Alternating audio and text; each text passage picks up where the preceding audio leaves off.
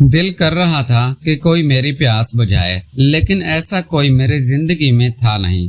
फिर मैंने हाथ से काम चलाया और फिर मैं सो गया। रात के 3 बजे मेरी आँख खुली तो मैंने सोचा कि जाके छत पे देखता हूँ, कहीं मेरी बहन और मेरा कजन आसिफ आपस में लगे हुए तो नहीं। और फिर वही हुआ जो मैं सोच रहा था। मैं दबे पांव छत पे पहुंचा। छत पे हमारी एक टूटी हुई चारपाई पड़ी हुई थी। मैंने छुप के झाँका तो मेरी बहन चारपाई पे पड़ी हुई थी और आसिफ उसे सुकून पहुंचा रहा था। ये रात का वक्त था। मैंने सोचा कि मैं वीडियो बनाता हूँ ताकि बाद में मेरे ये काम आ सके। मैंने अपने मोबाइल का कैमरा ऑन किया तो वो वीडियो धुंधली आ रही थी क्योंकि हमारी छत पे इतनी रोशनी नहीं थी। फिर मैं उन दोनों को काफी देर देखता रहा। इधर से मेरा शेर भी जागा हुआ था जो अब दीवार में टकरे मार रहा था।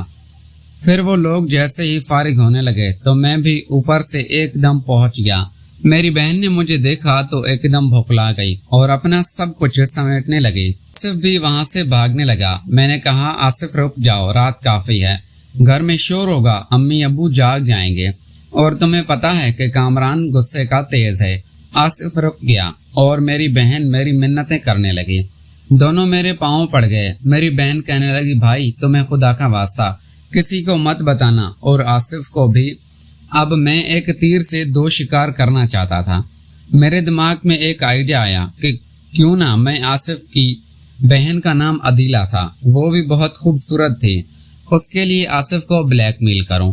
फिर मैंने आसिफ को कहा, आसिफ अभी रात के तकरीबन 4 भी बज चुके थे। इस वक्त तो मेरे घर में हो और मैं चाहूँ तो तुम्हें अभी फंसा सकता हूँ। वो कहने लगा, हाँ इमरान भाई, मैं जानता हूँ आपका एहसान होगा, मैं सारी जिंदगी आपका एहसान नहीं भूलूंगा, ये मेरा राज रखिए। फिर वो कहने लगा, इमरान मैं यहाँ पे आना ही नहीं चाहता था, आपकी बहन ने मुझे मजबूर किया है, चाहे तो पूछ लें। फिर जोया कहने लगी, हाँ भाई मैंने ही इसे बुलाया है। फिर मैंने उससे कहा कि तुम चुप हो जाओ, मैं तुमसे बात नहीं कर रहा, मैं अभी आसिफ से निपट लूं, उसके बाद मैं तुमसे बात करता हूं। पहले तो उन दोनों को मैंने खूब डराया। मैंने कहा ये हो जाएगा, वो हो जाएगा। जब वो दोनों बहुत ज्यादा डर गए फिर मैंने कहा, जोया तुम रुको, मैं आसिफ को थोड़ा सा साइड पे ले गया। मैंने कहा, आसिफ मेरी बात सुन, मेरा दिमाग में एक तरकीब आई, अगर तू मान जाए तो तुम्हारा काम भी होता रहेगा और मेरा भी। वो कहने लगा, क्या मतलब इमरान भाई, आप क्या कहना चाहते हैं, खोल के बोलें। फिर मैंने कहा, आसिफ भाई सीधी बात बोलता हूँ मैं, घुमा फिरा के मुझे बात करनी आती नहीं है। तुम्हारी जो बहन है अदीला, मैं उसे पसंद करता हूँ, तू मेरी सेटिंग मुझसे करवा, तुम्हारा जब दिल चाहे, बल्कि मैं खुद तुम्हारी मदद कर दूंगा, जोया से मिलते रहना। फिर वो कहने लगा, इमरान भाई वो मेरी बहन है, मैं उसे कैसे बोल सकता हूँ, आप कुछ तो सोचें। मैंने कहा, हाँ मुझे पता है वो तुम्हारी बहन है, मैं कौन सा तुम्हें बोल रहा हूँ कि उसको यहाँ ले आओ, बस मेरे लिए सेटिंग करा दो, मेरे लिए रास्ता आसान कर दो, बाकी काम मैं खुद कर लूंगा। उसने कहा, कामरान भाई आप ये काम मुझे ना बोलें। फिर मैंने कहा, बेटा फिर तू रुक, मैं अभी कामरान अम्मी और अब्बू को उठा के लाता हूँ, तुम्हें भी पता चले कि किसके घर इस टाइम कैसे रहते हैं। वो पहले ही बहुत डरा हुआ था। फिर वो मान गया, कहने लगा, अच्छा ठीक है इमरान भाई, मुझे 1-2 दिन सोचने का वक्त दें, मैं आपको खुद बताऊंगा। मेरे पास भी इसके अलावा कोई ऑप्शन नहीं था। मैं उन दोनों को पकड़वा तो नहीं सकता था क्योंकि जोया के साथ मैंने भी करने थे और यही बहुत अच्छा टाइम था जिसका मैंने फायदा भी उठाया। उसने हामी भर ली, वो अपनी बहन के साथ मेरा रास्ता हमवार करेगा। और फिर मैंने जोया को कहा कि उसको नीचे छोड़ के जल्दी ऊपर आओ, मैं तुम्हारा इंतजार कर रहा हूँ। हाँ गेट आराम से खोलना, कहीं अब्बू जाग न जाए। फिर जोया चली गई आसिफ को नीचे छोड़ने और फिर मैं ऊपर उसका इंतजार करने लगा। मैं सोच रहा था कि अब जोया वापस आएगी, मैं उसी चारपाई पे उसकी लूंगा। अब मैं तरीके सोच रहा था कि किस तरीके से करूं। मुझे खड़े हुए 10 मिनट गुजर गए थे, जोया अभी तक नहीं आई थी। मैं परेशान हुआ कि जोया क्यों नहीं आई। मैंने कहा, अच्छा 10 मिनट मजीद इंतजार करता हूँ, क्योंकि वो घबराई हुई थी, शायद रिलैक्स होने के लिए नीचे बैठ गई हो।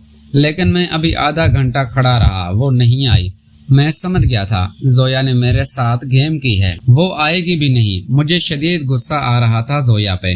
पहले तो मैंने सोचा کہ جا کے اس کو کمرے سے بلا لیتا ہوں۔ پھر میں نے سوچا کہ رات کافی ہے، کہیں امی اور ابو اٹھ نہ جائیں۔ آج میرا کام ہوتے ہوتے رہ گیا تھا، جس کا مجھے بے حد افسوس تھا۔ پھر میں اپنے کمرے میں واپس آیا اور آ کے میں سو گیا۔ مجھے نیند نہیں آئی۔ کافی دیر میرے دماغ میں سوچیں چلتی رہی کہ کاش اس وقت میں زویا کو نیچے جانے ہی نہ دیتا، تو آج میں بھی آصف کی طرح سکون لے چکا ہوتا۔ خیر اب تو میں اسی تلاش میں تھا، زویا کے پیچھے کب تک وہ بچے گی میرے ہاتھ سے۔ ایک نہ ایک دن اس نے آنا تو تھا۔ آج صبح میری آنکھ کچھ دیر سے کھلی کیونکہ رات کو میں بہت دیر سے سویا تھا۔ آج صبح تقریباً 10 بج رہے تھے، اتنے میں امی میرے کمرے میں آئی۔ مجھے کہا عمران اٹھ جاؤ، ناشتہ کر لو، اور آج ہم لوگ پشاور بھی جا رہے ہیں، تو تم تیاری کرو اور شام میں ہم اسٹیشن چھوڑ آنا۔ اور پھر مجھے یاد آیا کہ آج تو زویا پشاور جانے والی تھی۔ رات کتنا اچھا موقع میرے ہاتھ میں آیا تھا۔ پھر تو میں اور بھی پچھتانے لگا، لیکن کیا کرتا، اس کے علاوہ میرے پاس کوئی چارہ بھی نہیں تھا۔ پھر میں نے کہا امی ہاں آپ چلے ناشتہ لگائیں، میں منہ دھو کے آتا۔ پھر امی نے جب تک ناشتہ لگایا میں آیا ناشتے کی ٹیبل پہ، دیکھا تو زویا کہیں نظر نہیں آ رہی تھی۔ میں نے پوچھا امی زویا ابھی تک سو رہی ہے کیا؟ میری امی نے کہا کہ ہاں وہ اٹھی تھی، میں نے اسے اٹھایا تھا، لیکن شاید اس کی طبیعت کچھ خراب ہے، اس لیے وہ اپنے کمرے میں ہے۔ مجھے پتا تھا زویا کی طبیعت کیوں خراب تھی، وہ میرا سامنا نہیں کرنا چاہتے تھے کیونکہ اس نے رات کو مجھے دھوکہ دیا تھا۔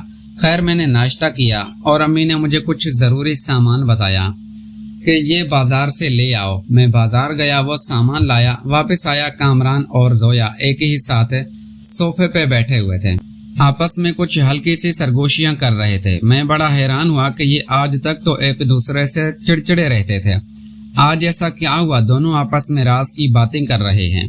اور پھر مجھے ہلکا سا ڈر بھی لگا کہ کہیں زویا نے کامران کے ساتھ سیٹنگ تو نہیں کر لی۔ پھر میں نے آنکھوں سے زویا کو غصہ دکھایا کہ رات کو تم نے اچھا نہیں کیا، اس کا بدلہ تمہیں بھگتنا پڑے گا۔ زویا مجھ سے نظریں چرا رہی تھی۔ پھر میں نے سوچا کہ زویا کا واٹس ایپ نمبر پہ میسج کر کے بولتا ہوں کہ رات کو تم کیوں نہیں آئی۔ جب میں نے زویا کا نمبر دیکھا شاید اس نے مجھے بلاک کر دیا تھا کیونکہ اس کی ڈی پی شو نہیں ہو رہی تھی۔ میں اور بھی پریشان ہو گیا، مجھے اب مزید غصہ آ رہا تھا۔ اتنے میں دوپہر ہو گئی۔ میرے چاچو والے جو ہمارے پڑوس میں رہتے تھے، میرا چاچو اور اس کی بیوی ہمارے گھر آئے۔ پہلے تو انہوں نے میرے ابو کا پوچھا، ابو گھر پہ نہیں تھا۔ پھر میرا چاچو کہنے لگا کہ پشاور کون کون جا رہا ہے شادی پہ۔ پھر میں نے پوچھا چاچو ہمارے گھر میں سے تو زویا امی اور ابو جا رہے ہیں۔ پھر وہ کہنے لگا اچھا ٹھیک ہے، آصف اور عدیلہ کو ساتھ لیتے جانا۔ میں بڑا حیران ہوا، میں نے سوچا آصف اور زویا پشاور چلے گئے، یہ دونوں تو وہاں پہ خوب سارا یہ والا کام کریں گے، پھر ان کو موقع بھی مل جائے گا۔ میں پچھتا رہا تھا کہ میں نے پشاور جانے سے کیوں منع کیا، یہ شاید ان لوگوں نے پہلے سے ہی پلاننگ بنا رکھی تھی جو کہ مجھے نہیں پتا تھا۔ پھر میں نے سوچا چلیں ٹھیک ہے، میں نے سوچا کہ آصف کو فون کر کے بولتا ہوں کہ اپنا وعدہ تو یاد ہے۔